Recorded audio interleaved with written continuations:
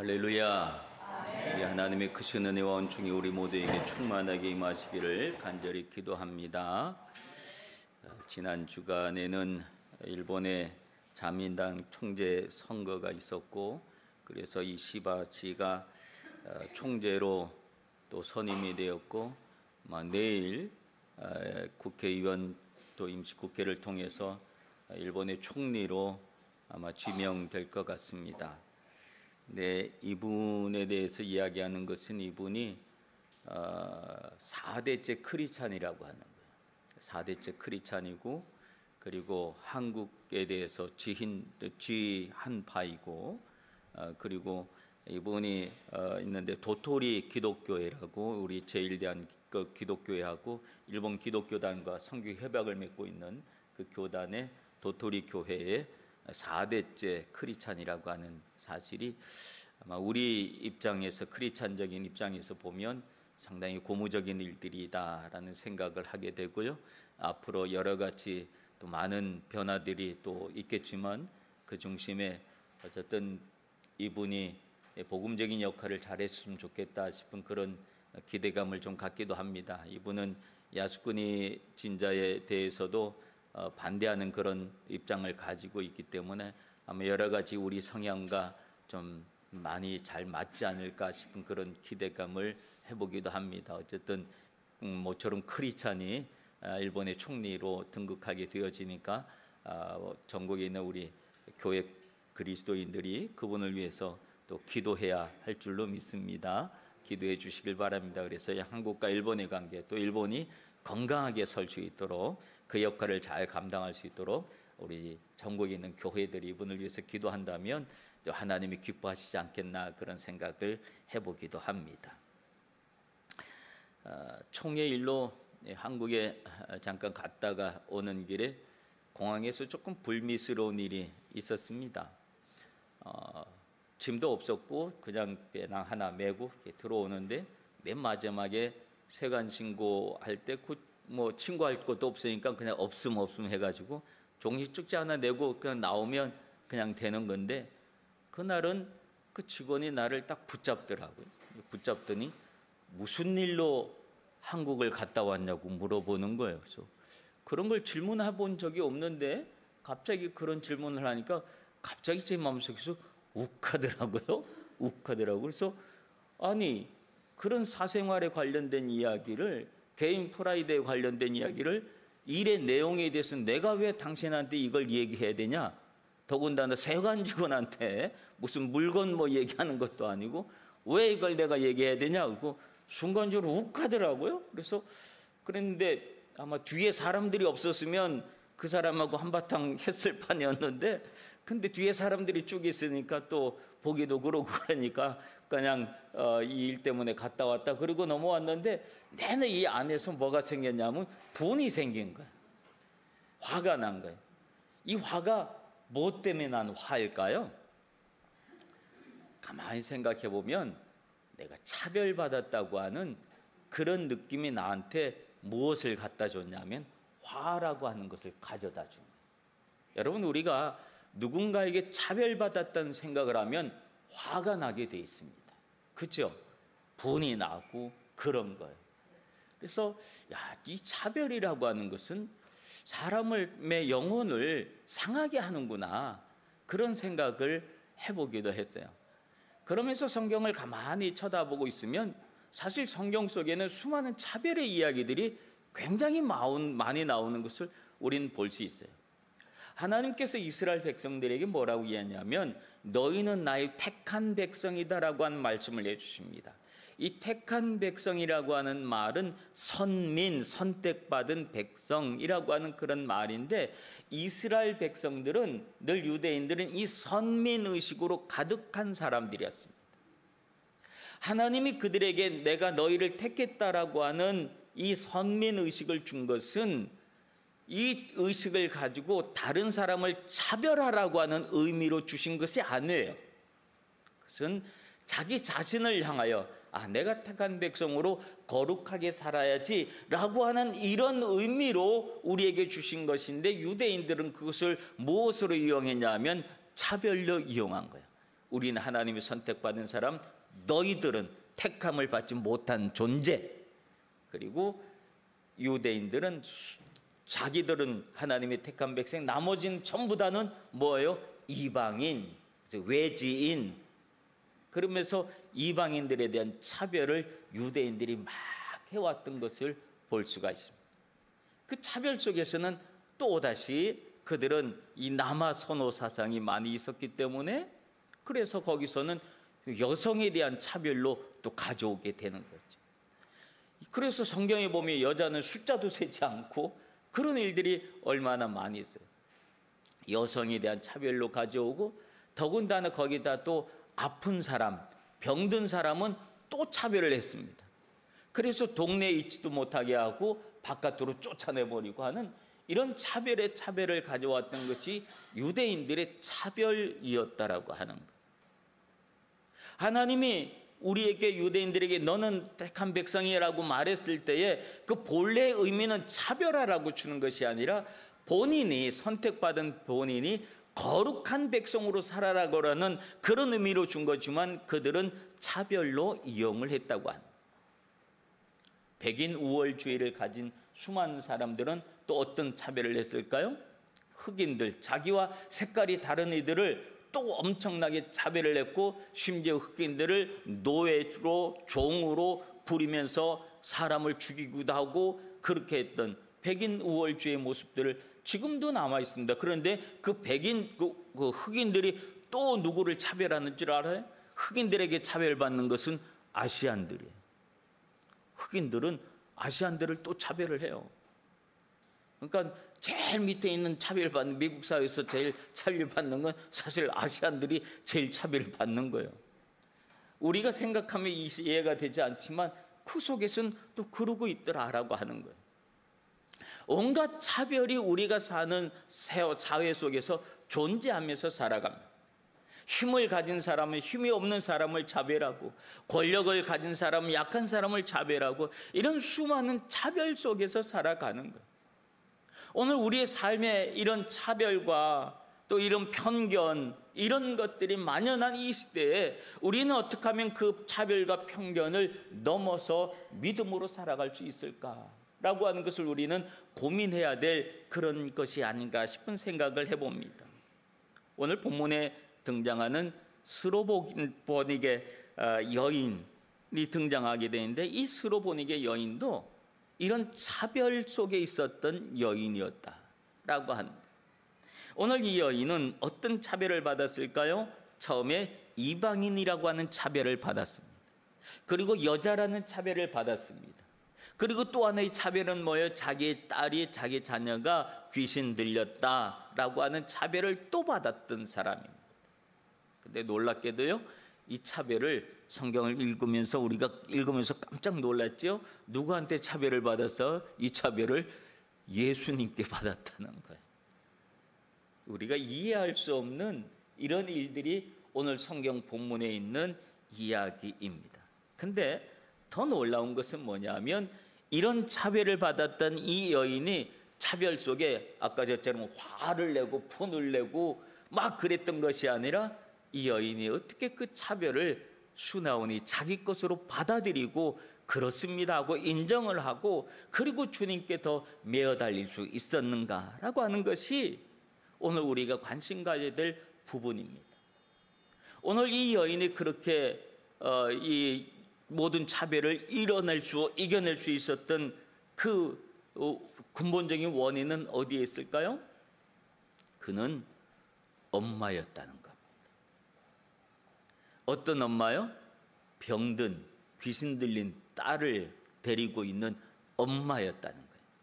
그 엄마라고 하는 것이 모든 차별을 극복해내고 믿음으로 주님께 인정받는 그런 일들이 오늘 본문에 일어났다라고 하는 사실을 통해서 함께 은혜를 나누고자 합니다. 오늘 본문에 보면 예수님께서 어느 곳으로 들어가셨다고 합니까? 드로 지방으로 들어가셨다라고 합니다. 이 드로라고 하는 지역은 드로와 시돈이라고 하는 이름으로 주로 우리가 많이 알려주고 있는 그 부분인데, 이곳은 해상무역이 발달한 지역이었습니다. 해상무역 속에서도 염료 수출을 하는 그런 일로 유명한 곳이었습니다. 그래서 이곳은 뭐가 가득 찼냐면 이 부자 지역이었습니다. 돈이 많은 지역이었습니다. 수출을 해가지고 그래서 막 많은 부를 가지고 있었고 그랬는데, 이 지역이 그 넓은 지역이 아니기 때문에 돈이 많고 그러다 보니까 자꾸만 무슨 생각이 드냐면, 야, 우리가 사는 땅이 조금 너무 좁다, 우리 땅을 좀 넓혀야 되겠다. 그래서 그들이 관심 가진 땅이 어디냐면 갈릴리 지역, 이 땅에 대해서 관심을 갖고 이 땅을 자꾸 돈으로 살려고 그러고, 그러면서 그쪽 지역으로 자꾸 진치려고 하니까 갈릴리 지역에 살던 유대인들이 보기에 괘씸한 겁니다. 아니, 이것들이 돈이 있다고 감히 성스러운 우리 갈릴리 이 땅을, 우리 유대인들이 사는 이 땅을 사버리려고 그런단 말이야. 그러니까 유대인들에게 있어서는 이 수돈 두로 지역 사람들이 더 믿고 또 꼴값지도 않고 그렇게 보여지는 것이야. 이번에 한국 총회 방문을 하면서 갔던 곳이 울산이었는데, 울산은 현대가 지배하는 곳이더라고요. 현대 자동차가 있고 현대 조선이 있고, 그래서 거기는 그 엄청난 대한민국을 먹여 살리는 그 현대가 거기 있는 곳이기 때문에 그 지역은 한국에서 돈이 제일 넘쳐나는 곳이 바로 거기라 그러더라고요. 그랬더니 현대가 아닌 것은 거기에서 살아남을 수 없는 그런 구조더라고요. 이 두로라고 하는 지역이 그렇게 부자 동네였고 돈이 넘쳐나는 그런 곳이었다라고 하는 거예요. 그런데 예수님이 오늘 이 두로 지방으로 예수님 제자들과 함께 들어가십니다. 근데 예수님이 제자들과 함께 그 땅에 들어갈 때, 야, 오늘은 여길 좀 가야 되겠다, 여길 좀 지나가야 되겠다. 그리고 제자들 데려갔을 때 제자들이 사실은 알겠습니다 그랬던 것이 아니라 껄끄러운 마음으로 간 거예요. 왜냐하면 예수님의 제자들은 전부 다 유대인이거든요. 유대인 중에 유대인, 그런 의식을 가지고 살아가던 제자들이 두로 지방으로 들어가니까, 예수님이 들어가니까 어쩔 수 없이 들어갔지만, 그들이 두로 지방에 들어가서 그 지역에 사는 사람들을 뭐 고깝게 봤겠습니까? 뭐 다 우습게 보고 경멸하듯이 보고 그러고 있었다는. 근데 어떤 여자가 왔는데 예수님이 아주 본척반척하고 그러니까 제자들이 무슨 착각을 했냐면, 예수님도 우리하고 똑같구나, 똑같은 생각을 하고 있구나 라고 제자들은 그렇게 생각을 하고 있었다는 거예요. 근데 예수님이 그 지역에 들어가자마자 그 지역 사람들은 깜짝 놀랐습니다. 유대인들이 우리 동네에 들어왔네? 아이고, 그렇게 우리를 무시하고 뭐 그렇게 보더니 웬들로 여길 다 들어왔대? 그러면서 자기들끼리 예수와 제자들이 들어온 일행을 보고 쑥덕쑥덕대고 그랬다는 거예요. 근데 그 쑥덕대는 소문 이야기들이 그만 소문이 되었다고. 그래서 소문에 대해서 막 퍼져나가는데, 그 소문을 누가 들었냐면 바로 이 스로보니게 이 여인이 그 소문을 들었다라고 하는. 그리고 그 소리를 듣자마자 그는 예수라고 하는 이야기를 듣자마자 막 달려온 겁니다. 왜냐하면 예수라고 하는 분이 어떤 분인지 이 어머니는 잘 알고 있었기 때문에 그렇습니다. 그가 들었던 예수님에 대해서 어떤 분이라고 그는 알고 있었어요? 그는 예수라고 하는 분은 어떤 병도 어떤 질병도 고치는 분이다. 그와 더불어서 무엇을 알고 있었어요? 어떤 귀신 들린 사람도 다 쫓아내더라. 귀신 들린 사람을, 귀신을 쫓아내는 능력이 있는 분이 지금 자기 동네에 오셨다는 사실을 알고는 그는 가만히 있을 수가 없었던 겁니다. 자기 딸을 생각하면 가만히 있을 수가 없었던 거예요. 그래서 막 달려와서, 그래서 이 예수님 앞에 와서 우리 딸을 고쳐달라고, 우리 딸에게 들려있는 그 귀신을 쫓아내달라고 막 외치고 있는 그런 모습이에요. 여러분, 귀신 들린 사람을 본 적이 있습니까? 귀신 들린 사람. 저는 옛날에 신학교 다닐 때, 신학생 때 기도원 갔다가 귀신 들린 사람을 여러 봤어요.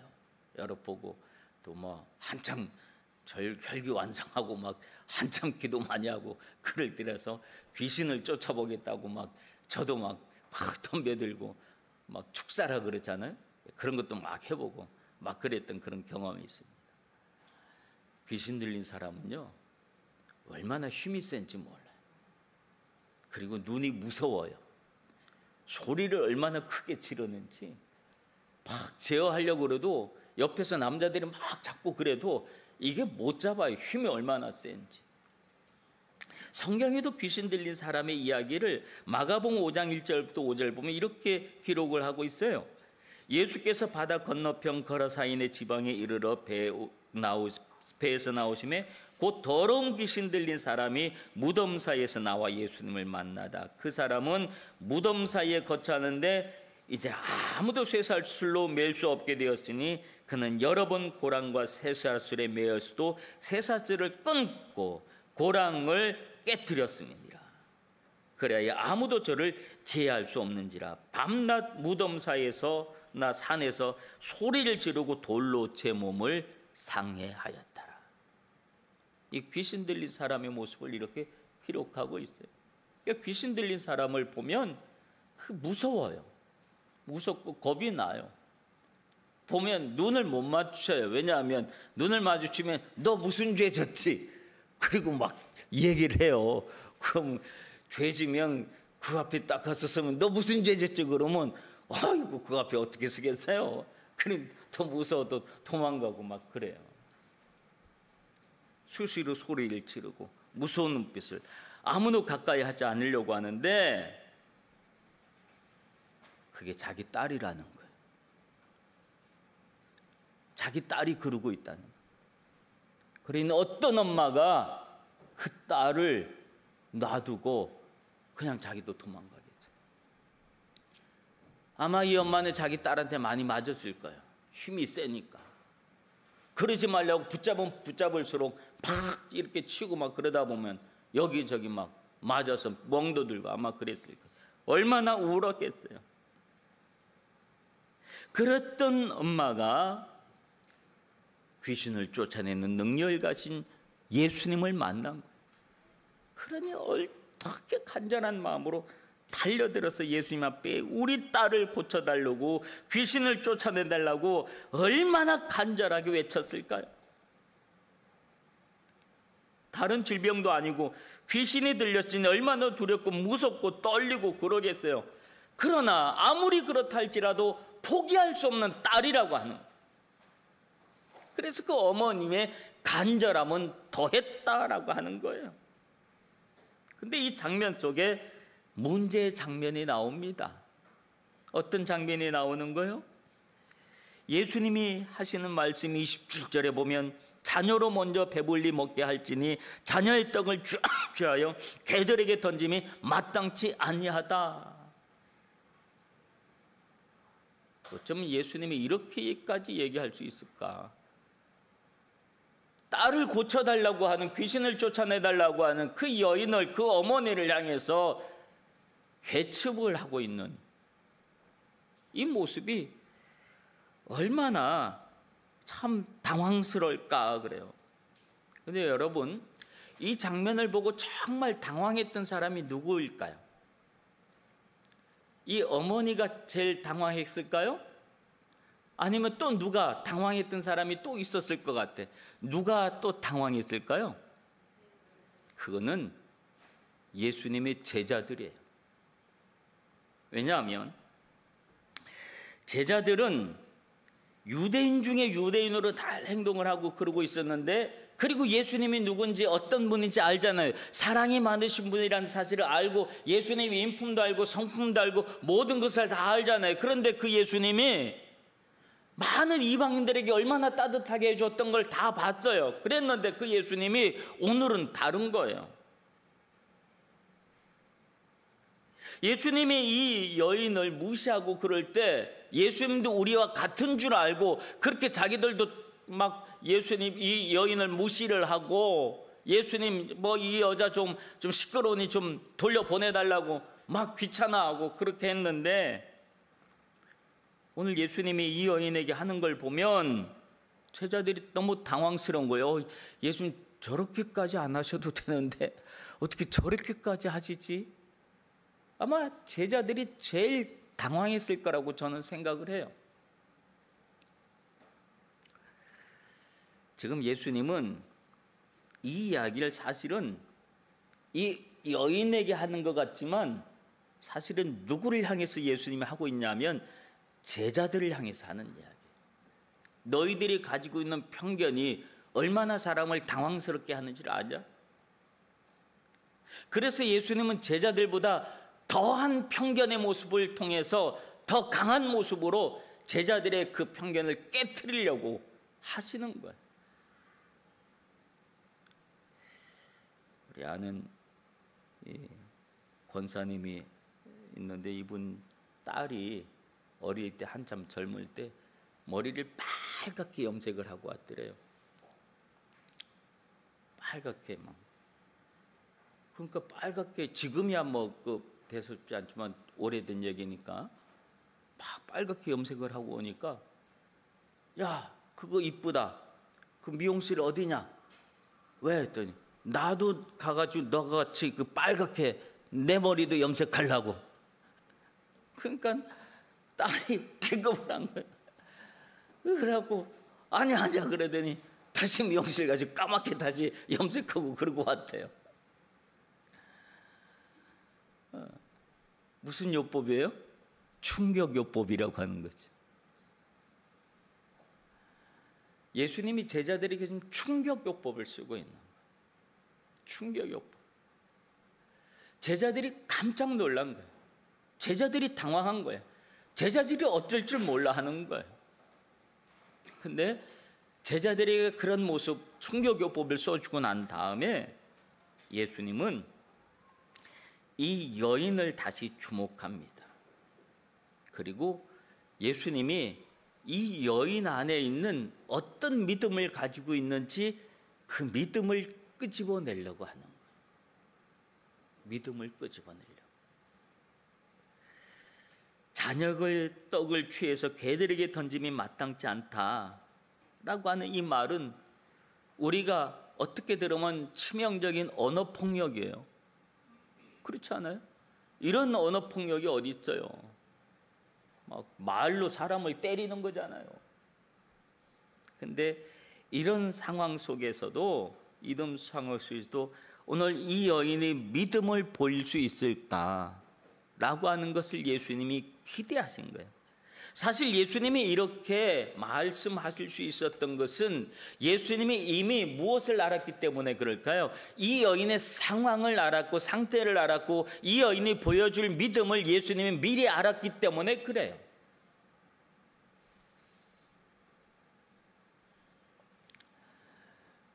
오늘 예수님이 에게 중요한 것은 귀신을 쫓아내는 게 중요한 게 아닙니다. 예수님은 이 상황 속에서 귀신이 중요한 것이 아니라 무엇이 중요한 거예요? 믿음이 중요한 거였어요. 우리가 어떤 믿음을 가지고 있느냐, 우리의 믿음을 하나님 앞에 보이면 내가 가지고 있는 귀신 들리고 병 들리고 이건 부가적인 거라는 거예요. 그건 예수님이 말씀 한마디만 하면, 예수님이 손짓 한번 하면 다 해결될 수 있는 문제라는 거예요. 중요한 건 믿음을 보이는 것은 우리 스스로 해야 될 일이라고 하는 거예요. 예수님은 이 여인에게서 믿음을 보길 원하신 거예요.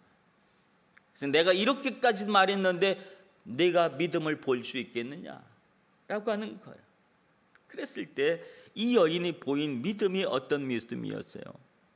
주여 올소이다마는, 올소이다마는, 이 여인이 다 인정을 한 거예요. 나 개 같은 존재라고 얘기하니까 개로 여기고 막 그랬는데도 불구하고 그 어느 폭력을 당하면서도 그는 다 받아들였어요. 맞아요. 그 말씀 맞습니다. 당신들 입장에서 보면 나는 그런 입장입니다. 그런 사람입니다. 다 인정을 한 거예요. 많은, 그렇습니다. 많은 개들도 상 아래 떨어져 있는 부스러기는 먹습니다.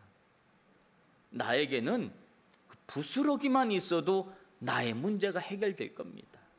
내가 요구하는 것은 뭐 엄청난 것을 요구하는 거 아닙니다. 그 부스러기라도, 그 은혜의 부스러기라도 나에게 있으면 내 모든 문제 해결될 줄로 믿습니다.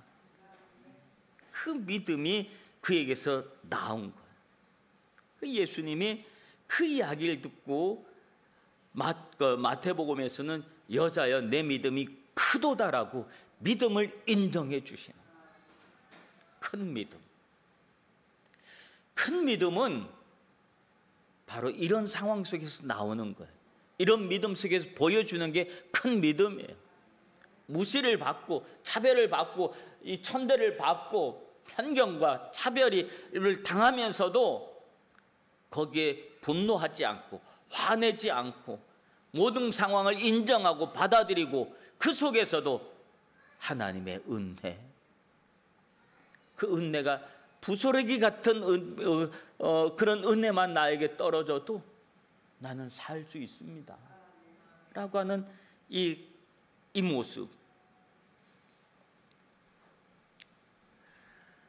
이 여인이 그런 간절함을 보일 수 있었던 것은 이유는 한 가지예요.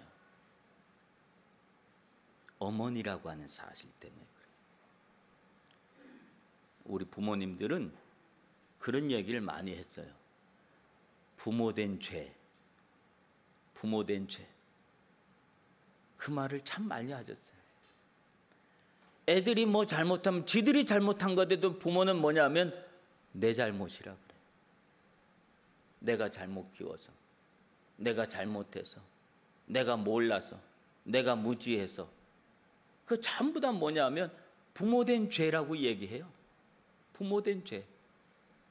그래서 아이들이 모든 허물과 잘못과 이런 것을 아이들에게 돌리지, 너 이놈아 그 어떻게 그렇게 살아, 그게 아니라 다 내 죄다. 내가 잘못 가르쳐서 그러고, 내가 잘못해서 그렇고, 내가 너를 위해서 기도 못해서 그렇고, 내가 너를 위해서. 이 부모된 죄, 이 마음으로 우리 부모님들은 살아. 그렇죠? 그 마음으로 살아요. 오늘 이 여인도 그 마음인 거예요. 내 죄입니다라고 하는. 부모된 죄로 그 딸이 이 지경까지 된 상황을 보면서 부모된 죄, 엄마된 죄, 이 마음으로 주님 앞에 나와서 엎드린 거예요. 주님은 그 모습을 본 거예요. 거기에 믿음이 있는 거예요. 자기를 겸손하게, 부모된 죄라고 하는 건 뭐예요? 주님 앞에 나는 죄인입니다라고 엎드리는 거잖아요. 주님, 나는 죄인입니다. 뭐라고 말씀하셔도 나는 다 죄인입니다. 그 말이 다 맞을 수밖에 없는 죄인입니다 라는 그런 겸손하게 엎드리는 그 모습을 주님이 보시는 거예요. 그 모습 속에 무엇이 나오냐면 간절함이라고 하는 것이 나옵니다. 간절함은 그냥 나오질 않아요. 그렇죠? 뭐 평범하게 있다가 간절한 마음을 뭐 그게 어떻게 나옵니까? 급한 일이 생기고 힘으로 될 수 없는 일이 생기고 갑자기 당하는 그 무엇에 있을 때 우리는 그것 때문에 막 엎드리는 거예요. 간절하게 메어 달리는 거예요. 예수님이 그 여인의 믿음을 보고 내 믿음이 크도다라고 말씀하신 그 순간 자녀의 문제는 깨끗하게 해결이 되었습니다. 그래서 이 말씀을 하시고 난 다음에 여인이 집에 돌아가서 봤더니 아이가 침상에 누웠고 귀신은 나갔더라. 예수님께 귀신은 아무런 문제가 아니에요. 가서 예수님이 귀신이나 나가라 막 힘쓰고 애쓸 문제가 아니에요. 예수님께 그 문제는 아무런 문제가 아니에요. 오늘 이 어머니에게는, 이 엄마에게는 그 문제가 엄청난 태산 같은 문제였지만 예수님께서는 아무런 문제가 아니라는 거예요. 오로지 예수님이 보고 싶어하는 건 뭐예요? 믿음. 어떤 상황 속에서도 믿음. 어떤 차별과 편견을 받아도 믿음. 모든 것을 뛰어넘을 수 있는 믿음을 보일 때 주님은 크게 역사해 주시는 줄로 믿습니다. 사랑하는 성도 여러분, 오늘 이 여인이 겪었던 편견과 차별은 무엇으로 극복했습니까? 믿음입니다. 딸을 고쳐야 된다는 간절함, 그 간절함의 모든 차별과 편견을 극복하고 기었고, 그 사랑하는 딸을 괴롭히던 그 귀신을 쫓아내고 평안을 찾았던 것입니다. 예수님은 지독한 편견과 차별 의식 속에서 살아가는 제자들의 그 마음을, 그 생각들을 이런 충격요법을 통해서 깨트리고 계신 거예요. 주는 편견과 차별을 하지 말라고 성경은 말하고 있습니다. 가난한 자와 또 고아와 과부를 돌보라고 하셨습니다. 어린 아이들과 되지 않으면 천국에 들어갈 수 없다고 하셨습니다. 과부의 작은 2렙돈 하나의 헌금을 어느 부자의 큰 헌금보다 많이 했다고 하셨고, 삭개와 같은 죄인 세리의 집에 머무셨고, 이도 아브라함의 자손이다 선포해 주셨습니다. 전 세계를 다니며 복음을 전파하라고 하면서 복음에서 소외된 민족, 소외된 사람이 없도록 하셨습니다. 그리고 때로는 우리가 차별과 편견을 받는다고 하는 느낌을 가질 수 있고, 실제로 더 많은 편견과 차별 속에 살아왔다 할지라도 우리는 그것을 딛고 일어서야 합니다. 그 일어설 수 있는 힘이 믿음입니다. 2주 전에 일본 기독교단과 우리 교단이 선교 협약을 맺은 지 40주년을 기념해서 양쪽 교단 리더들이 다 모여서 예배를 드리고 성찬식을 했습니다. 그래서 저도 우리 교단에서 역할을 하고 있으니까 그쪽 교단 부의장이랑 저랑 같이 성찬식을 같이 집례를 했습니다. 저는 한국말로, 그분은 일본말로 그렇게 해서 성찬식을 집례하면서 주님의 몸된 성찬을 함께 나눴습니다. 그전에는 차별과 편견 속에 있었던 관계였습니다. 그런데 그리스도 안에서 함께 각자의 언어로, 그리고 그리스도의 몸된 성찬을 함께 나누면서 우리가 그리스도 안에서 모든 차별과 편견을 뛰어넘고 하나 된 그런 모습을 나눴습니다. 우리의 믿음은 바로 그런 믿음이어야 합니다. 예수님은 그 모든 것을 믿고 일어서는 그 모습을 보면서 내 믿음이 크도다 라고 말씀해 주시는 분이신 줄로 믿습니다. 주님께 큰 믿음 보일 수 있는 사랑하는 성도들 되시길 주님의 이름으로 축원합니다. 기도하시겠습니다. 수많은 차별과 편견이 있는 세상을 살아갔지만 우리가 주님이 주신 믿음으로 그 모든 것을 이겨낼 수 있는 큰 믿음의 성도들이 되게 하여 주시옵소서.